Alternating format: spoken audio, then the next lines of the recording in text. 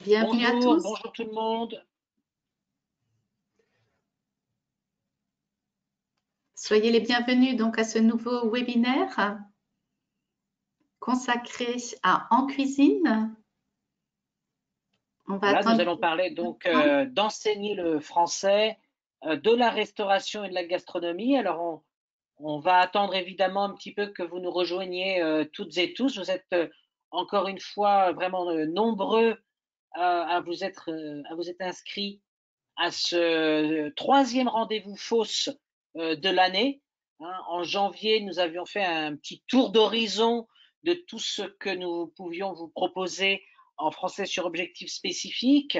Le mois dernier, nous accueillions les auteurs d'affaires étrangères, donc le manuel consacré aux relations internationales et à la diplomatie. Et aujourd'hui, donc, nous parlerons d'en cuisine avec Jérôme Cholvy, que nous vous présenterons tout à l'heure. Mais en attendant que tout le monde nous rejoigne, peut-être que vous pouvez nous écrire dans la partie voilà, questions. Je vois qu'il y a déjà des habitués.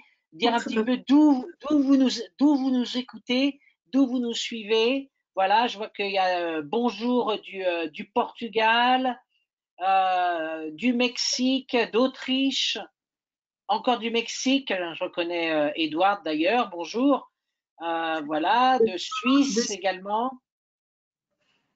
la Roumanie qui est présente, l'Argentine, les Voilà, États-Unis, la la, Pologne, le Royaume-Uni, ça commence à défiler. C'est vrai que vous avez l'habitude maintenant, le Brésil, on fait le tour du monde, la Grèce, voilà, la on a Thessalonique, le Colorado qui est là aussi, le Brésil, la Slovaquie que je salue. voilà, le Pérou est là aussi. Ah ben voilà, le Pérou, ça fait plaisir. L'Italie, le Portugal encore, l'Ukraine. Il y a La la France République aussi, hein, on nous salue de Gironde. Voilà, la République tchèque est au rendez-vous également. On salue également un grand salut à Ghislaine de Bretagne. Ça fait toujours plaisir entre Bretons. L'Irlande est là, ben voilà, la Celtie est là. Ah, on a le Brésil avec l'État d'Amapá qui est présent. Bonjour. Il y a apparemment Voilà, aussi des enseignants des écoles de cuisine. très bien. On a l'Inde, la Lituanie, l'Équateur. Voilà, bonjour, bonjour Yvette, tout à fait. La Géorgie, alors on n'est pas Voilà. beaucoup du côté est, je pense que les horaires jouent un peu en leur défaveur. Ah, quand même, il y a la Pologne hein, aussi qui est là, je vois. C'est plus à l'Asie. Quand je disais est, j'étais un peu plus sur J'ai vu l'extrême Bangalore, j'ai orientale. vu Bangalore qui est par là aussi. Voilà, en tout cas, bonjour, bonjour tout le monde. On va encore attendre une petite minute peut-être avant de commencer. Voilà. Le Mexique est très présent aussi. Très bien.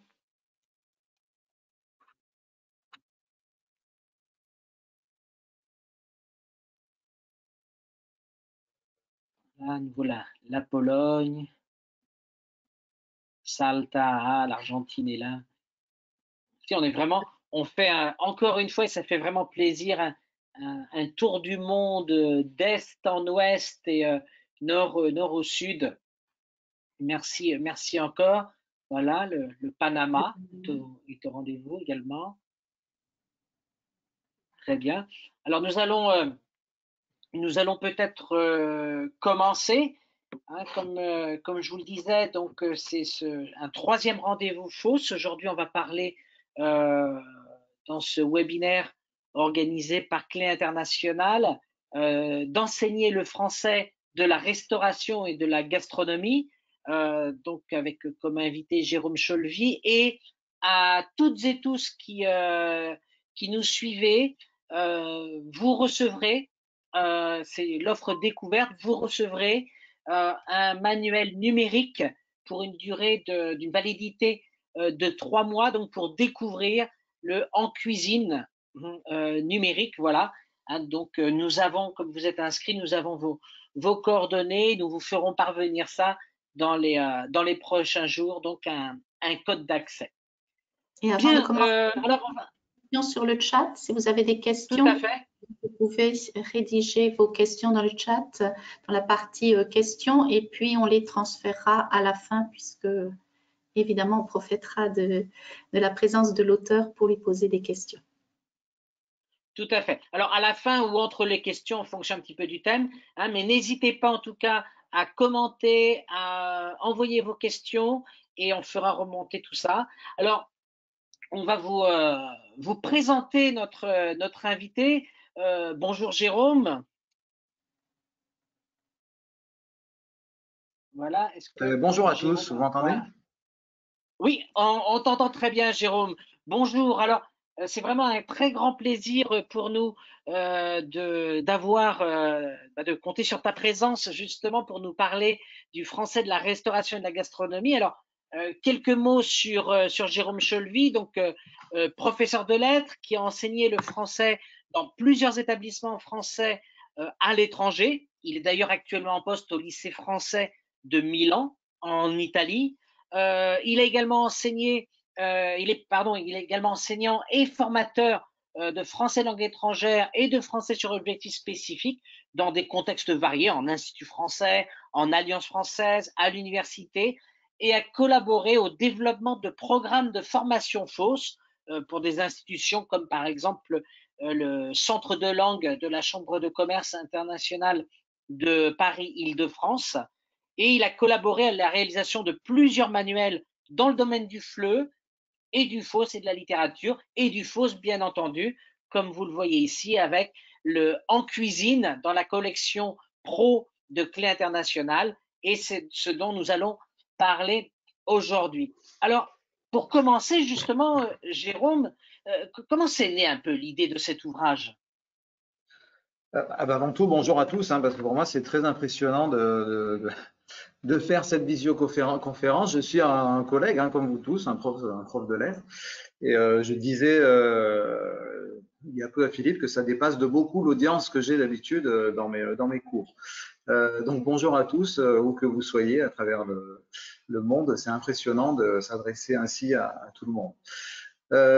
Donc, alors pour commencer, ben, c'est aussi un retour pour moi en cuisine, au fourneau, puisque c'est vrai que le FOSS a été mon domaine de prédilection pendant plusieurs années, et puis maintenant je suis plutôt tourné vers ce qui est ma profession, qui est l'enseignement de la littérature, des lettres, donc au lycée français ici à Milan.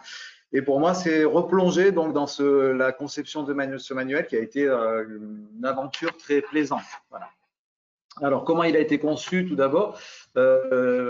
Bien comprendre que apprendre une langue pour exercer un métier, et ça vous le savez, ça veut dire que les besoins langagiers doivent correspondre aux tâches professionnelles. D'accord? Et c'est ce qui m'a guidé dans la conception de ce manuel. C'est-à-dire que les besoins langagiers devaient correspondre aux tâches à réaliser pour les apprenants. Alors, le projet est né à Lima, Pérou, à l'Alliance française de Lima. J'entendais qu'il y avait des collègues de Lima, donc je les salue, du Pérou, en tous les cas. Il est né à l'Alliance française de Lima en collaboration avec une université dans laquelle on m'a demandé de développer un programme d'apprentissage pour les étudiants. Ça correspondait aussi, pour ne rien cacher, en fait, à un sujet de master pour moi, un sujet de master en ingénierie des formations, en FOSS, et ça m'a donné l'occasion de le mettre en pratique. Et j'ai été guidé, en fait, il y avait un double objectif, un double défi, si vous voulez. Le premier, c'était d'abord de s'adresser à un public spécifique, qui est uniquement celui de la restauration, non pas de la salle ni de l'hôtellerie, parce que ce manuel, il est conçu uniquement pour des apprenants dans le domaine de la restauration. Et le deuxième défi, c'était de s'adresser à des apprenants d'un niveau débutant, 1 à 2, puisque l'objectif de la fin du manuel, c'est de parvenir à un niveau 1 à 2, on va dire. Donc ça, c'était plutôt un défi parce que d'habitude, vous savez, dans le FOSS, notamment dans le domaine de la restauration, on s'adresse plutôt à des apprenants qui maîtrisent déjà, qui ont des bases de français. et on s'adresse plutôt à des niveaux B1 en général. Voilà, dans les manuels qu'il y avait, je crois qu'il n'y en a pas beaucoup encore à l'heure actuelle, des manuels de restauration qui sont ciblés sur un public 1 à 2, complètement débutant. C'était un peu le défi. Donc voilà, il a fallu en fait faire lors de la démarche, je me suis lancé là-dedans et en faisant une observation en contexte. Alors, une question qu'on me pose souvent et à laquelle je réponds tout de suite, je ne suis pas du tout un chef cuisinier, mais alors vraiment pas du tout. En plus, je suis marié avec une Sicilienne, donc question cuisine chez moi, vous voyez que on est très exigeant, donc pas du tout. Par contre, j'ai développé des compétences, ça c'était bien, c'était une belle aventure de ce point de vue-là. Ça m'a fait apprendre pas mal de choses. Mais comment j'ai procédé? En fait, avec un regard extérieur qui m'a beaucoup aidé, je suis allé en contexte, c'est-à-dire que je suis allé rencontrer des chefs, je suis allé dans les laboratoires, je suis allé dans les restaurants, j'ai discuté avec les enseignants, avec les étudiants, et j'ai fait un relevé le plus précis possible des besoins langagiers en contexte professionnel. Voilà, ça a été à la fois ma démarche, si vous voulez, universitaire, scientifique, qui guidait mon projet de recherche, mais qui a pris la forme de ce manuel. Donc, j'ai constitué en premier lieu un référentiel des besoins langagiers où j'ai observé les situations d'oral, d'écrit qui se réalisent dans ce contexte professionnel de la restauration. Je me suis très vite rendu compte que ce qui dominait, c'était d'ailleurs les situations d'oral, hein, assez peu d'écrit dans le domaine de la restauration. Même si on peut s'y approcher avec le mythe de la consultation des recettes, en réalité, non, c'est pas du tout ce qui se passe dans un laboratoire de cuisine, vous le savez, pour ceux qui enseignent dans ce domaine-là, ou dans un restaurant, on n'a pas de temps à perdre pour aller consulter des recettes pendant qu'on est en plein coup de feu pour la préparation des repas. Donc, je me suis axé sur les compétences nécessaires à développer. J'ai fait un recueil, évidemment, de supports le plus authentique possible. Alors, vous trouvez dans le manuel des fiches d'inventaire, des bons d'économat, des plannings. Tous ces documents-là sont le plus authentiques possible et servent de support aux activités d'apprentissage. La démarche qui m'a guidé, peut-être que là j'anticipe sur la diapo suivante, c'est celle de l'approche actionnelle. Donc, voilà, elle arrive. Donc ce manuel est basé sur l'approche actionnelle. Alors pour en dire quelques mots, j'ai voulu aussi me faire plaisir en réalité, hein, en mettant en pratique, en inventant un peu comme une nouvelle recette. Voilà, c'est aussi une recette, ce manuel, de la manière dont on pouvait mettre en acte l'approche actionnelle dans l'apprentissage. Alors, pourquoi? Parce que la restauration, en fait, c'est un lieu de pratique langagière qui mêle étroitement langage et action. C'est ça l'enjeu de la pratique actionnelle. Ça veut dire donc travailler en communiquant et communiquer pour travailler. Ça, c'est l'enjeu du FOSS, hein, d'observer justement en quoi les interactions langagières sont étroitement liées au contexte professionnel dans lequel elles sont en acte. Donc, l'orientation méthodologique, pour en dire quelques mots, c'est celui de la perspective actionnelle. Alors, pour ceux qui connaissent le cadre européen commun de référence hein, pour les langues, je me suis évidemment basé là-dessus. Hein, la tâche, c'est considérer les acteurs sociaux comme des personnes qui communiquent comme des acteurs sociaux justement qui réalisent des tâches, qui ne sont pas seulement langagières, mais dans des circonstances, des environnements donnés à l'intérieur de domaines particuliers d'action. Donc, si on considère que l'action a un rôle prépondérant dans le domaine de la restauration, généralement du FOSS, l'activité de référence sur laquelle je me suis basé, c'est la tâche. La tâche, c'est-à-dire qu'au fil des unités, vous allez trouver dans ce manuel de très nombreuses tâches, de très nombreux projets variés qui permettent de mobiliser toutes ces compétences langagières dans des situations professionnelles qui sont cohérentes, qui sont pertinentes, qui sont calquées sur la réalité, qui sont empruntées même à la réalité et dont j'ai essayé d'extraire les besoins langagiers nécessaires pour pouvoir les réaliser, en les transformant ensuite sous forme de projets qui permettront l'appropriation par les étudiants, par les apprenants, dans ce domaine spécifique donc de la restauration. Voilà pour ce qui est de la démarche qui m'a guidé.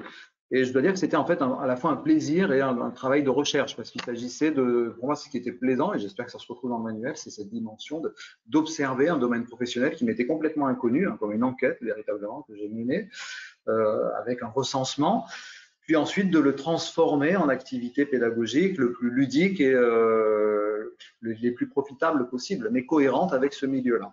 Voilà. Ce qui fait qu'évidemment, j'ai beaucoup appris sur ce milieu-là. Ça, c'est pour la démarche. Merci. Et je crois que c'est une véritable démarche Faust, justement, que tu as menée et qui montre bien que le professeur de français langue étrangère est un spécialiste avant tout de français, mais qui peut et qui doit savoir se plonger dans différents milieux quand il enseigne. Oui, ça a été le plaisir, hein, je dois dire aussi, de ce manuel. Alors, on développe aussi. C'est un milieu absolument passionnant, la restauration, extrêmement difficile aussi, mais c'est aussi très plaisant justement de donner finalement à ces étudiants les éléments dont ils ont véritablement besoin, voilà, qui leur permettent ensuite professionnellement d'être actifs sur le marché du travail pour aller travailler dans des pays francophones parce qu'ils maîtrisent les outils linguistiques, ils ont les éléments langagiers qui leur servent pour travailler. Ça, c'était l'enjeu que je recherchais aussi, former des étudiants capables de travailler dans des pays francophones.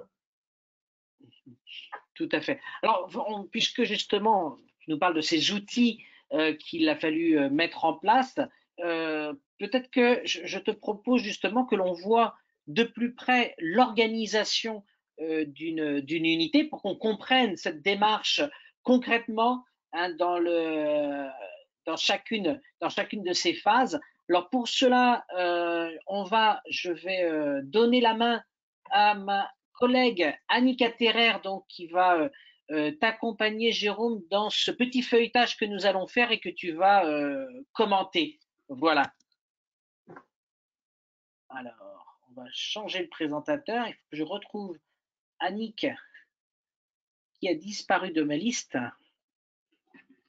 Normalement, voilà, j'ai ouvert les vidéos manuelles. Vous devriez avoir le retour. Donc, il y a bien une version numérique. Je te cherche. J'ai fait le partage. C'est bon, Philippe. Ah, tu l'as? C'est bon.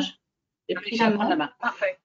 En attendant, de sélectionner une unité. Il y en a 10 hein, dans le manuel. Donc, il y a 10 unités qui permettent d'aborder tous les principaux aspects du secteur de la restauration et du métier de cuisinier, c'est-à-dire chef de partie, commis de cuisine. L'enjeu professionnalisant, on le voit aussi puisque dans la table des matières, le tableau des contenus, en fait, ils sont classés en fonction d'objectifs professionnels. Chaque unité correspond à un objectif professionnel qui a pour but justement de développer des aptitudes, comme on les voit ici, hein, liées donc à des domaines. Et vous avez recensé ici, donc vous le voyez, tous les objectifs professionnels qu'on peut avoir dans chaque unité, qui sont très liés au contexte professionnel. Ça, je vais y revenir souvent au cours de cette présentation, mais c'est vrai que ça a été le fil directeur pour la constitution de ce manuel. Donc, ça peut être, vous les avez là dans la première colonne. Ils sont ensuite déclinés sous des objectifs langagiers tels qu'on les connaît, grammaire, lexique, phonétique. Et donc, on avait décidé de présenter l'unité 2, cuisine et restaurant. Alors, chaque unité, il y en a qui connaissent peut-être le manuel, mais ça peut être bon aussi de revenir un peu sur les enjeux des étapes. Donc, elles sont toutes structurées sur le même modèle. Il y a d'abord une page d'ouverture. Cette page d'ouverture, elle est utile aussi, parce que parfois on a tendance peut-être à la sauter. Pourquoi elle est utile? Parce qu'elle illustre d'abord les thèmes de ces unités. Et puis, il y a une question initiale. Alors ici, vous voyez, la question initiale, elle est autour des pièces du restaurant, mais qui peut être élargie. En fait, ça permet d'une première mobilisation des connaissances par rapport au thème qui va être abordé, et puis un élargissement aussi, hein, parce qu'on n'est pas uniquement ciblé là, dans cette entrée sur le poste, mais ça peut permettre d'élargir aussi le fleu aux pièces de la maison. Ça permet aussi progressivement ces questions au fil des unités de revenir sur les apprentissages précédents. Par exemple, dans l'unité 9 sur les desserts, on s'interrogera sur les desserts que connaissent les étudiants et ça permet de revenir sur les pâtes de base qui ont été travaillées, pâte à choux, pâte brisée, pâte feuilletée, sur la texture, sur la saveur, ce qui sont des choses qu'on aura vues précédemment et qui sont réinvesties. Donc c'est à la fois un tour d'horizon, mais aussi un réinvestissement préalable. Puis, on a trois leçons, voilà, parfait, vous voyez là ici, avec un numéro en haut, 1, 2, 3. Alors, ici, c'est les restaurants, les repas. Je me souviens un peu de la dernière, j'ai plus en tête tout. Moi-même, parfois, je suis toujours étonné des fois quand je rencontre certains collègues qui le connaissent bien mieux que moi, finalement, à force de le pratiquer. Et dans la cuisine, le dernier. Donc, 3 leçons. Au cours desquels les étudiants vont découvrir les nouveaux outils linguistiques et se les approprier avec des activités qui sont variées et qui visent à faire travailler l'ensemble des habiletés langagières en réalité. Il y a des activités de compréhension orale d'ailleurs qui sont signalées avec vous les voyez avec des écouteurs. Et il y a les transcriptions, je le signale, qui sont à la fin, toutes les transcriptions sont à la fin du manuel, qui peut être aussi un moyen d'aider justement, de faciliter les écoutes, comme vous le faites parfois avec les étudiants. J'ai essayé de suivre, et j'ai suivi d'ailleurs, je me suis astreint à suivre sur ces leçons, une démarche qui va de la sensibilisation à la production. Donc vous avez la découverte du thème avec des documents support qui sont là pour éveiller un peu la curiosité et mobiliser les connaissances, formuler des hypothèses avec des activités de compréhension globale et détaillées. Vous voyez, écoutez, quel est ce local, hein. Vous avez aussi des activités de conceptualisation, vous voyez là justement, avec des réglages, des mises au point hein, autour des aspects grammaticaux, lexicaux. Puis de la systématisation, telle qu'elle apparaît ici, avec quelques exercices. Et alors là, j'y reviendrai évidemment, c'est un manuel. Alors ce qu'on découvre aussi quand on fait un manuel, hein, parce que moi j'avais participé à des projets, mais c'est la première fois que je me lançais dans un manuel complet, qui est un travail qui est de longue haleine. C'est aussi que c'est extrêmement frustrant sur toutes les activités, ce qu'on souhaiterait faire. C'est vrai que je le reconnais, il y a beaucoup d'exercices que j'aurais aimé placer, mettre, mais bon, pour cela, vous avez, et vous êtes vous des spécialistes de langue pour avoir du contenu supplémentaire à apporter chaque fois pour systématiser. Voilà, parce que l'espace même du manuel n'est pas suffisant et ça va être à vous de compléter avec tous les supports que vous avez, que vous connaissez, qui peuvent être cette fois-ci pas forcément fausses hein, quand il s'agit de maîtriser l'impératif, quand il s'agit de maîtriser les articles, le partitif ou autre, on peut trouver facilement des batteries d'exercices. Donc le choix a été fait de privilégier les contenus, les supports authentiques plutôt que des exercices de systématisation. Et puis, il y aura le réinvestissement, ça j'en parlerai plus longuement à travers les projets plus tard. Vous avez alors la grammaire, c'est dans un petit encadré qui s'appelle recettes de grammaire que vous avez là, ici par exemple, je présente l'indicatif.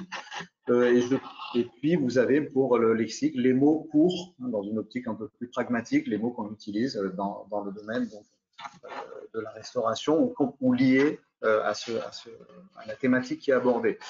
Des activités phonétiques. Je crois, mais ça c'est peut-être Philippe qui le confirmera et Annick, que en fait ce modèle a servi ensuite, je crois, pour les autres manuels de la série recettes des mots courts. Tout à fait. Voilà. Ça a été mis en place. Tout à fait. C'était le premier véritablement de la collection et depuis d'autres livres se sont greffés dans cette collection-là, mais le modèle un petit peu d'unité vient d'en cuisine. Oui, je crois qu'on avait travaillé justement voilà, sur un format qui aurait pu être décliné, je crois, avec d'autres manuels de la série. Alors après ces 3 leçons, on a un zoom que vous avez ici sur la page qui porte là aussi, qui se concentre sur un produit, un aspect en particulier en lien avec l'unité. Alors ici, ce sont les équipements, ça peut être ce sera les légumes verts, la vaisselle, les volailles, les produits de la mer, le chocolat. Il y en a différents tout au long de chaque unité qui sont plus spécifiques et qui permettent de travailler en particulier le lexique. alors un lexique très spécifique lié au thème de l'unité. Puis une double page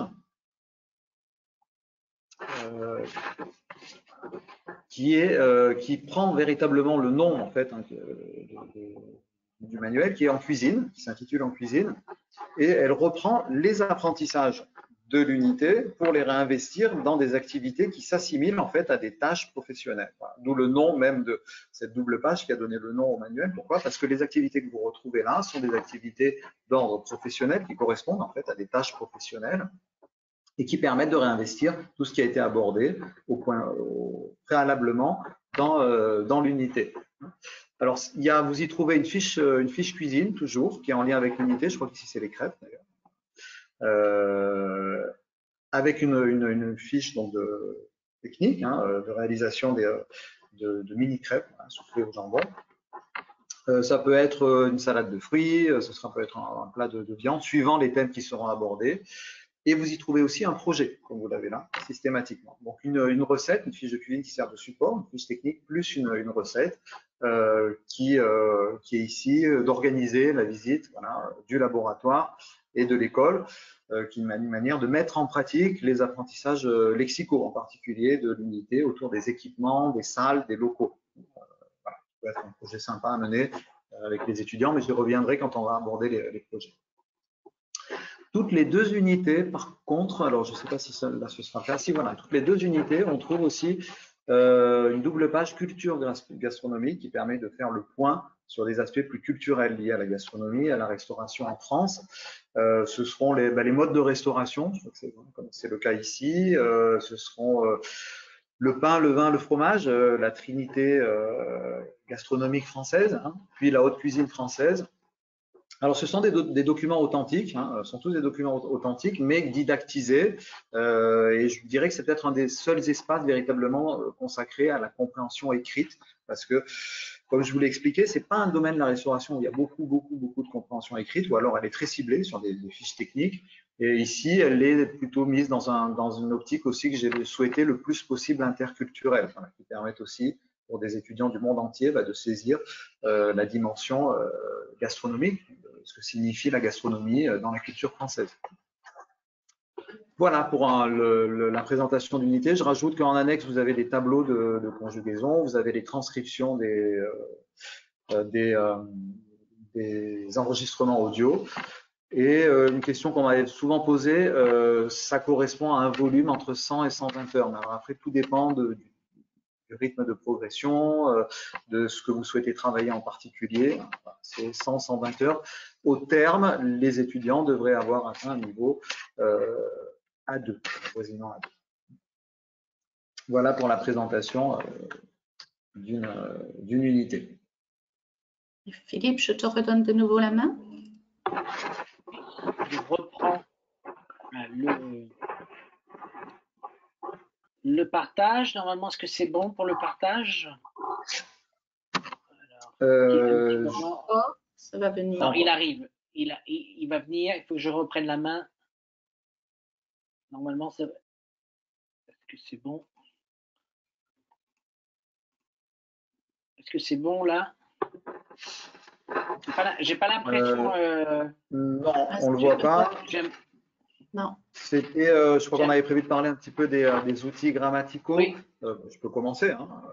Ces outils grammaticaux, en fait, ils sont, comme je vous l'ai déjà dit, ils regroupent des outils qui tournent autour du niveau A1, A2, mais ils sont sélectionnés en fonction des besoins langagiers dans ce contexte professionnel. Alors, qu'est-ce que ça veut dire? Et je pense que s'il y a des professeurs de FOSS ici, probablement, vous savez bien, la progression des compétences en grammaire, elle est en FOSS, elle n'est pas sensiblement la même, c'est pas exactement la même qu'en FLE, d'accord, dans la mesure où le rythme d'introduction des notions grammaticales dans un apprentissage FLE conventionnel, on connaît bien, dans un contexte FOSS, il va devoir être cohérent avec les besoins dans le domaine professionnel, d'accord. Pour que très rapidement les étudiants puissent avoir les compétences grammaticales qui permettent d'agir en contexte professionnel. Alors ça se vérifiait par exemple dans cette première unité, si vous y avez été attentif, parce que le rythme d'introduction de ces notions grammaticales correspond aux besoins immédiats des apprenants et très vite on va retrouver l'article partitif Très vite, on va retrouver l'impératif, beaucoup plus vite que dans l'introduction, peut-être en FLE, et dès la deuxième unité, là vous voyez, et très rapidement, on va retrouver aussi, troisième unité, par exemple, l'expression de l'obligation, l'interdiction. Voilà, donc ce rythme grammatical, il est évidemment ciblé sur les besoins langagiers dans le contexte professionnel. Comme je l'ai dit, pour ce qui est de la grammaire, quelques exercices de systématisation, pas suffisamment sans doute, et qui restent à compléter probablement avec, mais vous avez largement, alors là, au-delà simplement de mon rôle d'intervenant, mais dans la gamme FLE, je crois que vous avez tout ce de clés, vous avez tout ce qu'il faut pour compléter utilement. Quelques mots aussi peut-être sur le lexique, parce que c'est une question qui revient souvent en FOSS. La question du lexique. Alors, le champ, évidemment, le champ de la restauration. On voit bien l'écran maintenant, donc il n'y a pas de souci. Oui, on voit. Ouais. En fait, le lexique de spécialité, évidemment, il est abondant, il est volumineux en FOSS, en particulier dans le domaine de la restauration. Donc, il y a des fiches techniques de fabrication, des inventaires, des modes d'emploi, des recommandations, etc. Il est indispensable également pour travailler efficacement, pour interagir efficacement.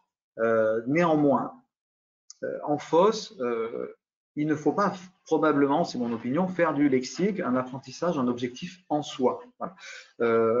En soi, apprendre des listes de vocabulaire ne permettra pas aux apprenants d'interagir et d'être capables de travailler en français. Donc, vous n'allez pas trouver, je vous l'ai dit, en cuisine des listes complètes de vocabulaire, parce que ça ne peut pas être le seul vecteur de la communication. Encore, son apprentissage, il est toujours contextualisé dans toutes les activités avec une finalité professionnelle. Donc le lexique, oui, vous allez y retrouver des éléments très précis sur le lexique, et ça, je vais y revenir, mais pas forcément sous liste de vocabulaire. Ou si vous voulez des listes de vocabulaire, vous pouvez vous y reporter, mais à la fin, véritablement, on a choisi de les garder, mais à la fin du manuel, sous une forme d'un lexique thématique complet, qui reprend sur 6 pages, je crois, l'ensemble des apprentissages lexicaux. Donc on le retrouve aussi, mais je n'ai pas souhaité le mettre dans chaque unité, vous pouvez vous y reporter si vous le souhaitez à la fin, parce que, comme je le répète, cet apprentissage doit être en contexte. Il est dans tous les supports, il est dans toutes les activités. Alors, il est dans les encadrés, les mots pour, où il est systématisé, là, c'est vraiment notionnel.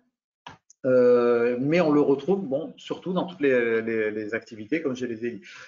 Comme je l'ai dit, quelque chose que j'ai remarqué, qui me semblait utile et amusant dans les laboratoires en observant, c'est que je me suis rendu compte que beaucoup d'étudiants de gastronomie dans les laboratoires ont des petits carnets. Ils ont des petits carnets, pourquoi? Parce qu'ils notent des trucs, entre guillemets, des petits trucs, comme on dit, que donnent leurs chefs, leurs professeurs, en leur disant, si tu veux réussir la chantilly, n'oublie jamais ça, c'est le petit conseil du chef. Et beaucoup prennent des notes comme ça. Et dans une des écoles où on a travaillé en parallèle, à partir de ce manuel, une des premières qu'il a testé, on avait développé l'usage d'un petit carnet de vocabulaire en réalité, dans lequel les étudiants notaient aussi comme ça, voilà, des mots qu'ils pouvaient réutiliser en contexte. Comme ils ont un petit carnet de gastronomie où ils notent leurs trucs, ils notent aussi des mots de vocabulaire qui leur permettent de les réutiliser. Et ça avait assez bien fonctionné, un petit peu sur le modèle des carnets de cuisine qu'ont les étudiants. Voilà un point que sur lequel je souhaitais revenir pour le lexique, parce que c'est vrai que parfois on peut trouver dans certains manuels FOSS des longues listes de lexique, mais qui ne sont pas forcément pertinentes pour une maîtrise en contexte ou langagière. Alors, les fiches de cuisine, ce sont des fiches de cuisine à mettre en pratique. Alors ça, je tiens à souligner parce que j'ai beaucoup travaillé. Ce sont toutes des fiches de cuisine validées, extrêmement professionnelles. Je les ai toutes soumises à des chefs où je me suis basé sur les pratiques de ces chefs pour reconstituer ces fiches de cuisine. Donc, elles fonctionnent. Voilà, vous pouvez les tester dès ce soir si vous voulez.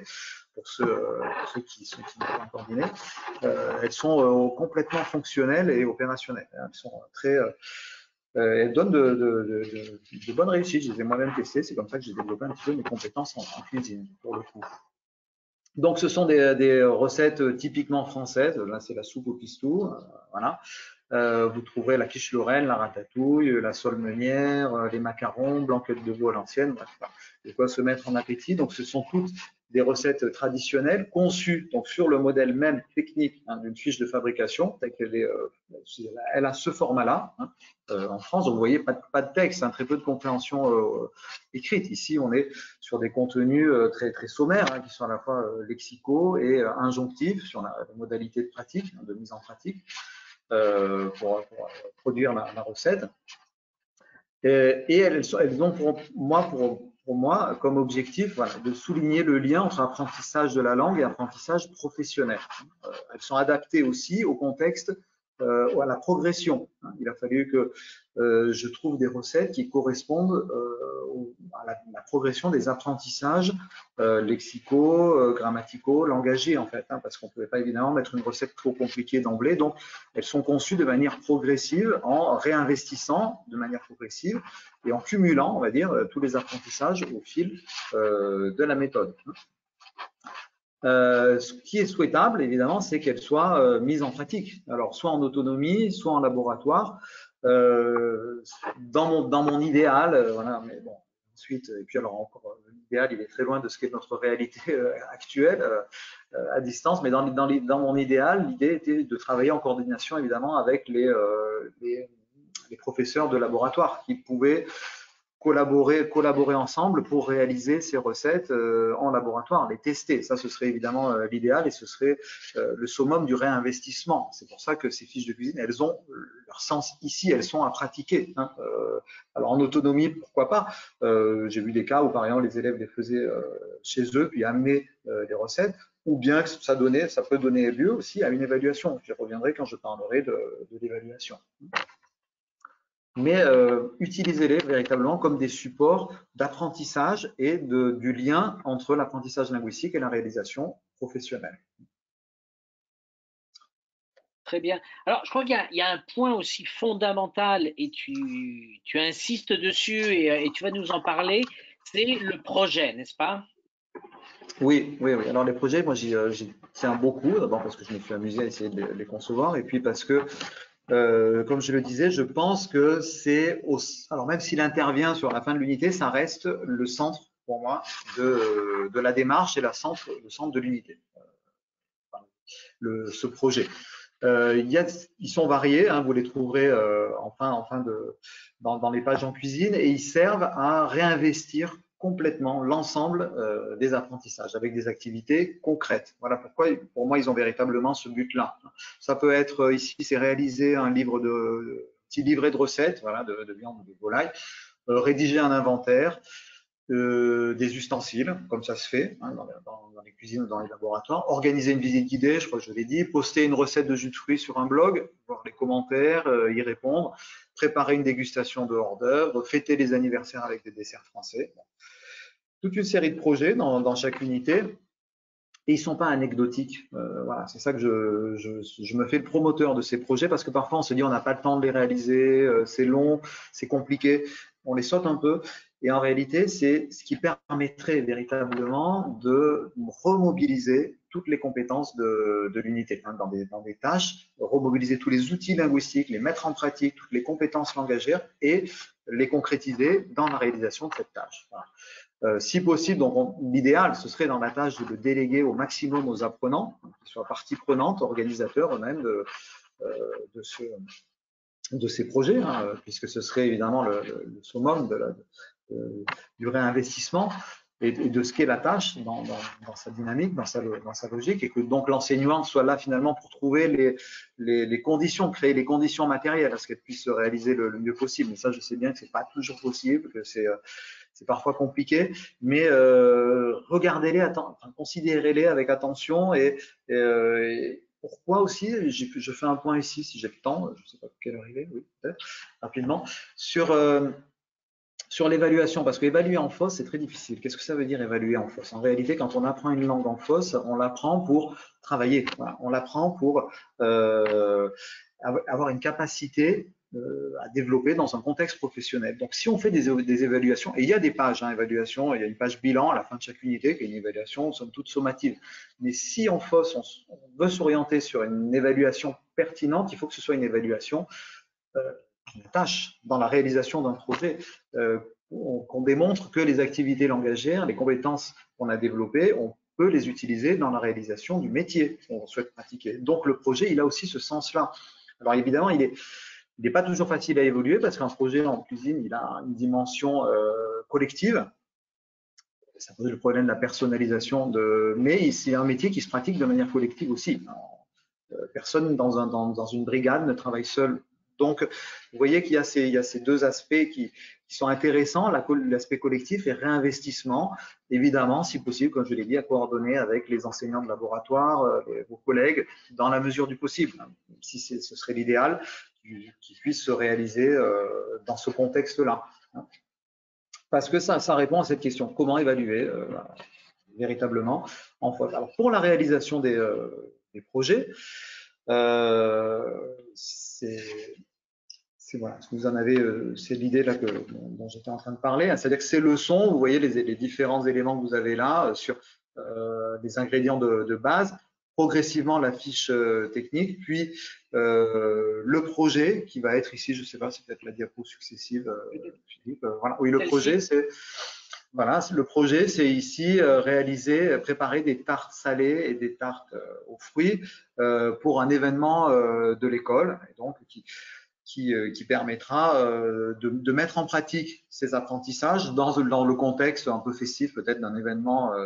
Il faut peut-être trouver le moment, évidemment, il n'est pas toujours facile à trouver, mais il a tout son sens. Et ça peut être l'occasion aussi d'une évaluation beaucoup plus intéressante et amusante, quelque part aussi, pour les étudiants qu'une évaluation purement sommative, comme ce ne sera jamais le cas dans un contexte professionnel. Comme je dis souvent aux étudiants, on leur demandera jamais des habilités vraiment scolaires telles qu'on les pratique à l'école, avec des types d'évaluation, mais on leur demandera de maîtriser ces compétences dans un contexte différent, qui sera un entretien ou bien ici une réalisation d'une tarte pour un événement.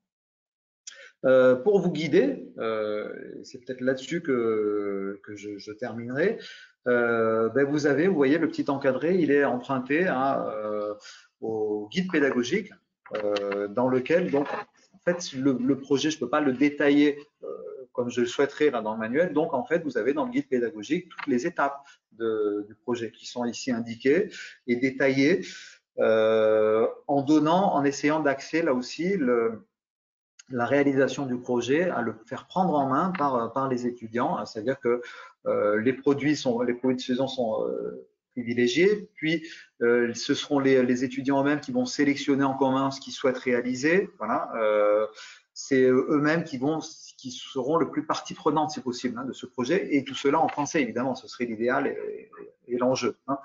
Donc, vous voyez que ces étapes sont détaillées et pour vous guider et pour vous aider dans la réalisation des projets. Alors peut-être qu'on peut justement voir d'un petit peu plus près ce guide pédagogique et tu peux nous expliquer un petit peu mieux peut-être comment il est organisé justement. Alors dans le guide pédagogique, vous avez tous les points théoriques d'abord qui sont repris, qui explicitent peut-être mieux les enjeux, comme j'ai essayé de le faire là, des contenus, la progression, la démarche, la logique, ce que vous avez à chaque fois au début de chaque unité, les objectifs généraux, donc on va retrouver dans chaque unité.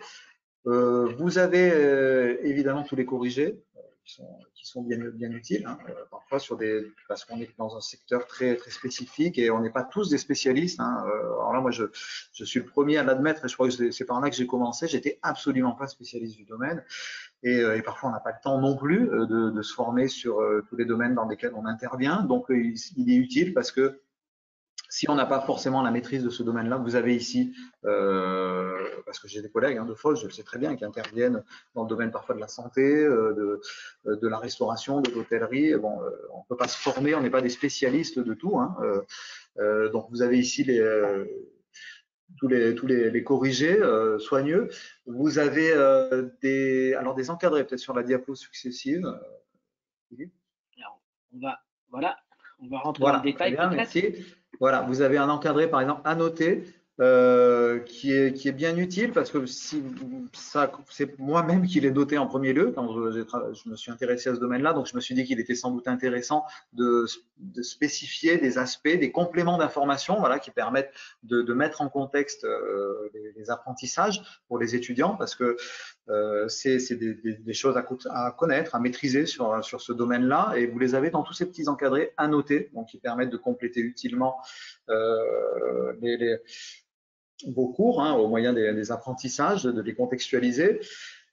Surtout et aussi, alors culture gastronomique ici, oui, vous avez toutes ces informations, et vous avez aussi, voilà, je vais peut-être terminer par là, merci Philippe, toutes ces activités complémentaires, voilà, que vous trouvez ici. Alors ici, vous en voyez deux, par exemple, et qui m'ont beaucoup frustré, bon, quand on réalise un manuel, parce que aussi comme en cours parfois, il y a tant de choses qu'on aimerait faire ou qu'on aimerait dire, et on ne sait pas trop comment faire pour tout cadrer, tout faire cadrer dans cette double page.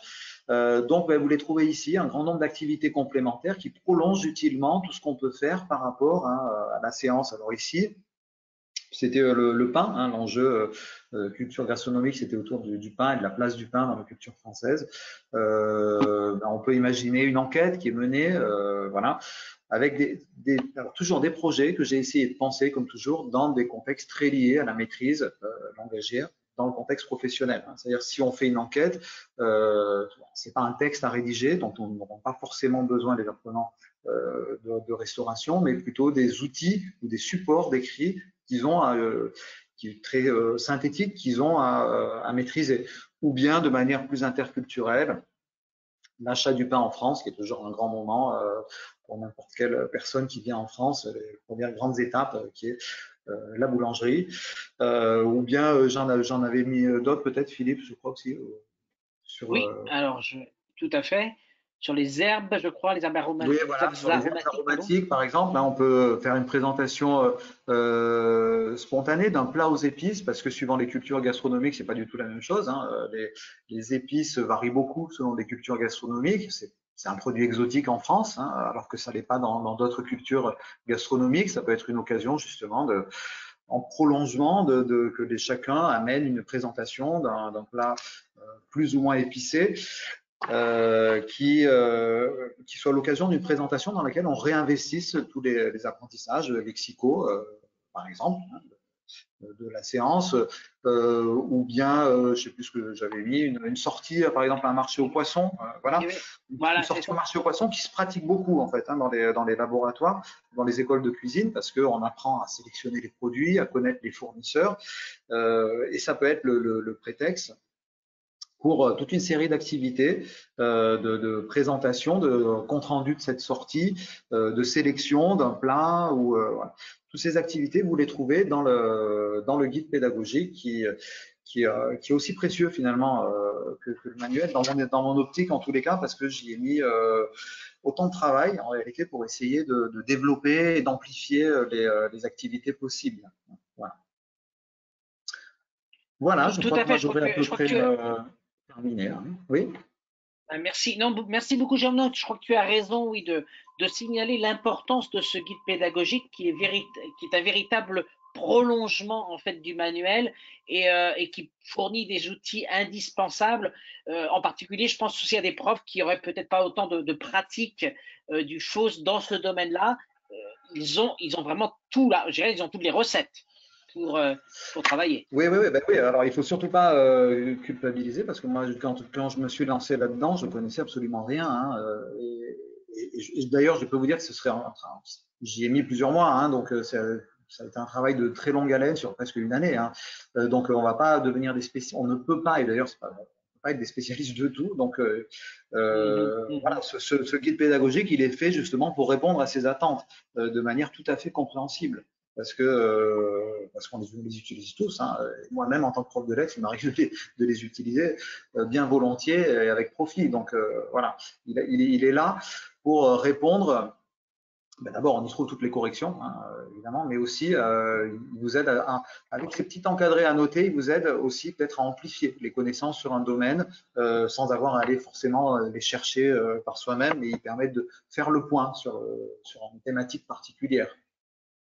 Tout à fait, tout à fait. Alors, je vais me retourner vers Annick Etterer qui était essentiellement au chat. Y a-t-il des questions à faire remonter à Jérôme? Alors, il y a quelques questions qui sont plus de l'ordre pratique sur les composantes et tu reviendras dessus après sur les composants de la méthode. Il y avait une question Oui. de Clarisse sur la présence d'un cahier d'exercice. Ah, oui, alors je crois que c'est là vous allez peut-être m'aider davantage vous. Je crois que c'est pas le choix qui a été fait sur le plan éditorial, comme je l'ai mentionné. Je suis bien conscient qu'il manque, enfin qu'il y a un manque à ce niveau-là, parce que c'est une question d'espace aussi, tout bêtement, hein, du manuel. Donc le choix, si on a dû sacrifier quelque chose, le choix a été fait plutôt des exercices. Il n'y a pas de cahier d'exercices. Le choix a été fait parce que ces exercices de systématisation, comme je l'ai dit, je me sens que vous pouvez, avec votre maîtrise d'enseignant FLE, parvenir à compléter et à intégrer. Voilà. C'est ce qu'on a choisi de sacrifier. C'est vrai que le choix n'a pas été fait, mais pour l'ensemble, je crois, de la collection. Tout à fait. De la La collection POS, c'est à chaque fois un seul volume. Et puis, si vous regardez à fond, effectivement, cette collection-là, vous verrez quand même qu'il y a énormément d'activités pratiques au sein même de la méthode. Mais il n'y a pas, à part le cahier d'activité, si ce n'est pour quartier d'affaires. Là, c'est un petit peu différent. Dans les questions, mais ça revient un petit peu au même sujet, il y a Maria qui l'utilise en complément d'une autre méthode lorsque dans sa méthode, elle utilise nickel, elle a le chapitre sur la cuisine, elle l'utilise en complément justement, cette fois-ci en cahier d'activité d'une certaine façon, d'une autre méthode. Ah oui, mais chacun fait sa recette avec, c'est aussi ça c'est un manuel donc il faut que chacun s'approprie comme il le souhaite et chacun fait sa propre recette avec, hein, comme toujours dans les manuels. Hein. Je dois dire, voilà, moi j'espère en tous les cas, pour moi c'était une parenthèse, je dirais, plaisante de le réaliser.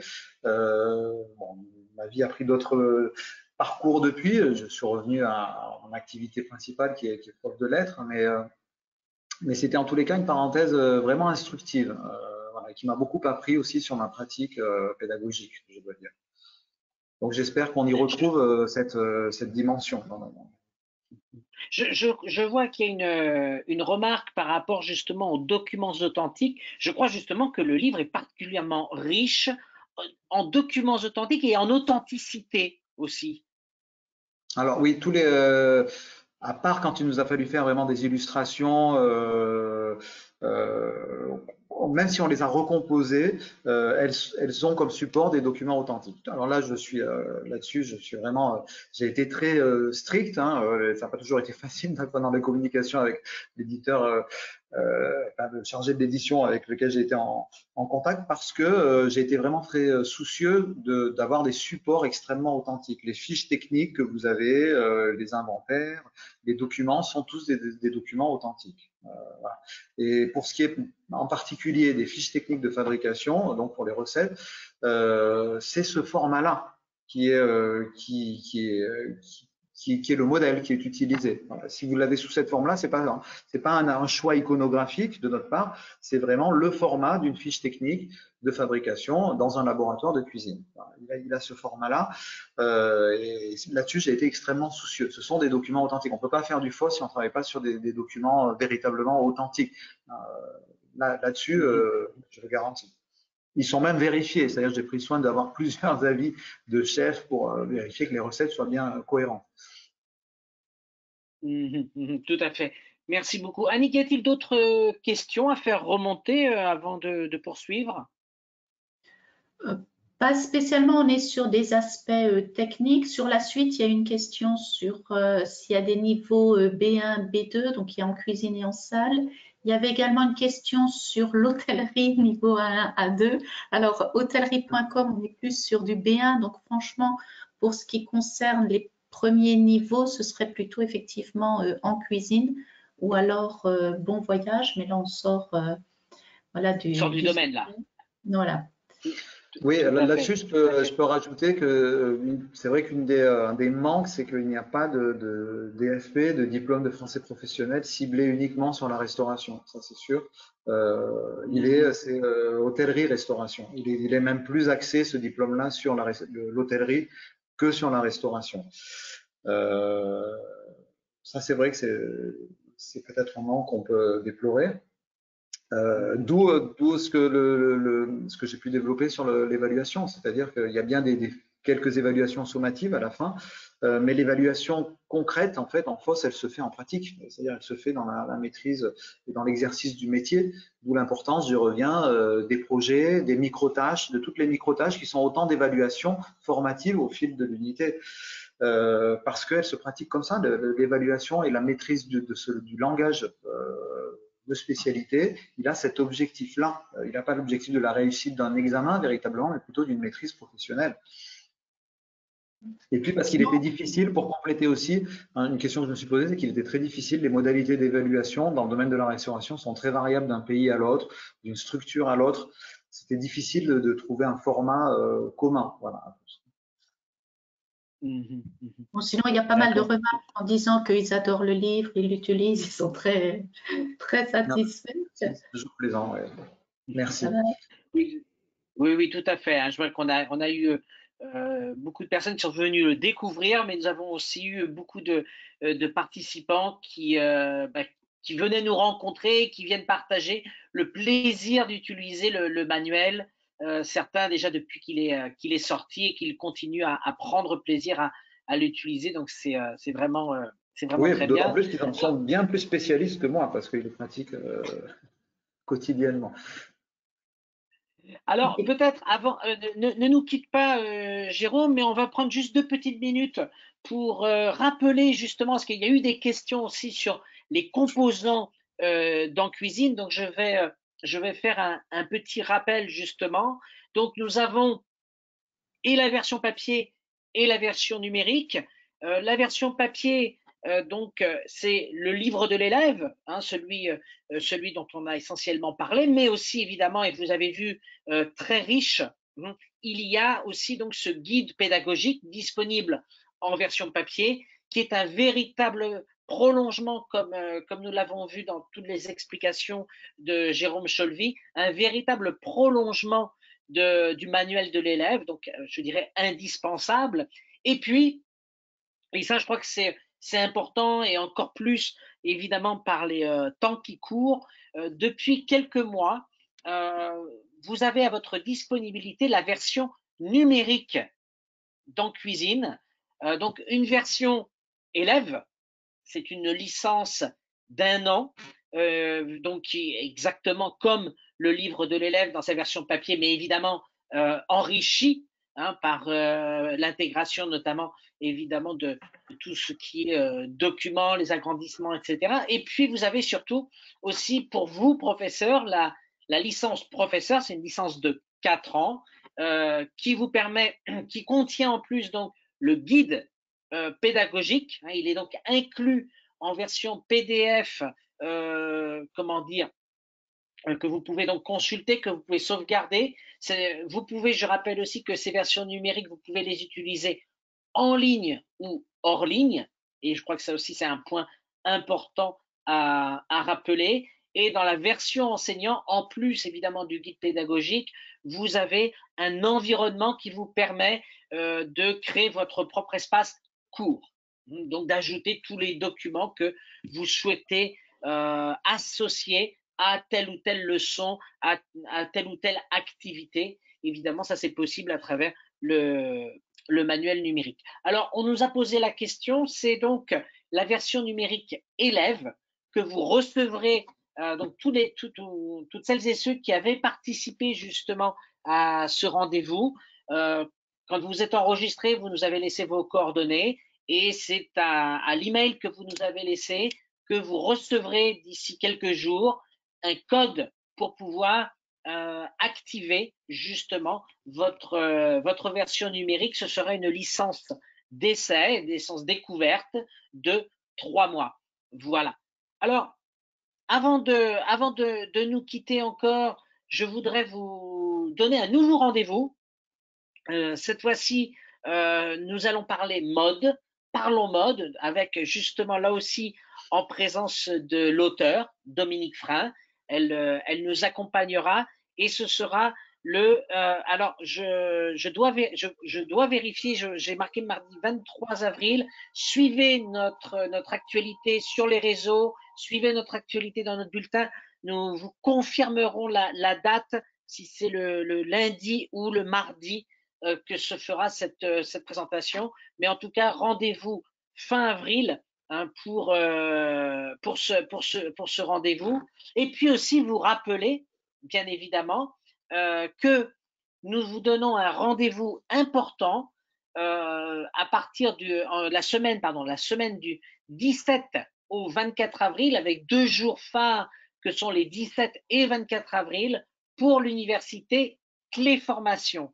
Là aussi, vous pouvez retrouver toute l'information sur cette université. C'est la 3e que nous vous proposons, donc l'université Clé Formation de printemps avec plénière, atelier, des mini-MOOC et j'espère donc que vous nous rejoindrez. Nous parlerons évaluation et francophonie. Voilà. Il ne me reste plus qu'à remercier encore une fois Jérôme Cholvy. Merci beaucoup Jérôme, ça a été un plaisir d'être avec toi. Ben merci, c'est moi qui vous remercie. Merci à vous tous et un salut amical un peu partout dans toutes les directions, l'Est, l'Ouest. Voilà, c'était un plaisir de retourner au fourneau. En tout cas, nous étions vraiment très heureux de compter sur ta présence. Merci à toutes et à tous. Donc, comme vient de le rappeler Jérôme, qui venait vraiment de tous les coins de la planète, ça fait vraiment très très plaisir. Nous vous donnons rendez-vous très prochainement. Merci évidemment aussi à Annick Catterer, donc déléguée pédagogique. Vous avez ses coordonnées qui apparaissent sur votre écran. Vous avez aussi les miennes qui apparaissent sur votre écran. N'hésitez pas à nous contacter si vous avez des questions, si vous souhaitez savoir aussi qui est votre délégué dans votre pays, nous vous répondrons bien évidemment et vous pouvez nous suivre sur les réseaux sociaux, Facebook, Instagram. N'hésitez surtout pas. Voilà. Merci beaucoup encore. Information pour ne pas rater justement tous les événements à venir. Donc, allez sur le site de Clé et inscrivez-vous à la lettre d'information. Tout à fait, tout à fait. Merci beaucoup encore. Au revoir tout le monde. Merci Jérôme. Au revoir à tous et merci. Au revoir.